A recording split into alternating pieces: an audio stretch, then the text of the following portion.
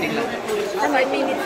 5 minutes lang, kuya. Mabilis na lang. Okay, anong feeling na malapit mo tapos ang halikan, napakaraming nanood talaga and bilis na Sobrang mixed emotion kasi na parang masaya, na makapagpahinga, pero malungkot din na matatapos na rin yung show, na parang ang dayong memories kasi, tsaka ang laking naitulong talaga ng show na ito sa aking career.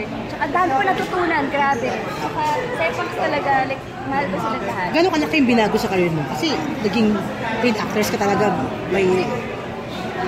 Nagbago in a way na parang siguro, parang nagkaroon ako ng award yun. First award ever!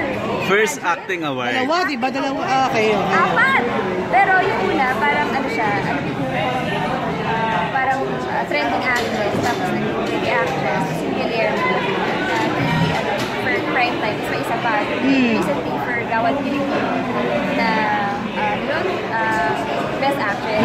So parang yung recognition na nakuha mo, gano'n, na yung invested kasi ako ng sobra alam mo yung, if once you've invested so much of your heart, your soul, your mind, sa isang project, sa isang character, tapos makukuha mo yung ganong balik, ang sarap sa pakiramdam, it even inspires you to do better and to learn. Yan sa akin ni Jericho, hindi pa niyo parang alam yung ending. Pero ikaw ba, kung sa'yo ba, okay sa'yo na makulong mo yung character mo, si Jade? Sa opinion mo, ayoko makulong. Sa totoo lang. Ikaw, ano yung gusto mong... Bakit naman ako ikukulong? Kriminal ba ako? Hindi naman ako kriminal. At saka, kasi feeling ko gusto ko sana i-save sana talaga yung marriage eh. Parang I want to give, yun yung lesson na ma-impart, na ang pag-asawa hindi bigay. So, you have to value it. So, kung ikaw yung gagawa ng ending, paano gusto ko sa'yo? Oo, paano may ending? Happy family kaming tatlo. Joke lang.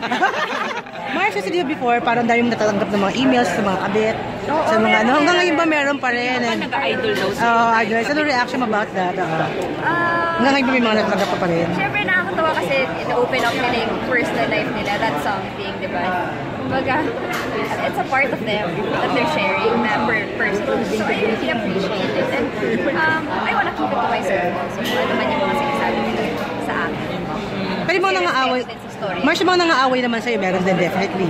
May mga nangaaway. Sabi gusto nilang chop-chopin yung katawan ni Jane. Yun yung ending, chop-chopin. Pero last na, ano na lang next for you after that? Halik, sa totoo lang, hindi ko pa alam. But bahala na, tingnan mo natin. May meeting mo doon. Kamusta relationship niyo muna ng boyfriend mo ngayon right now? Going strong. And he's very proud and, you know, very understanding pa rin hanggang ngayon. Walang nagbago.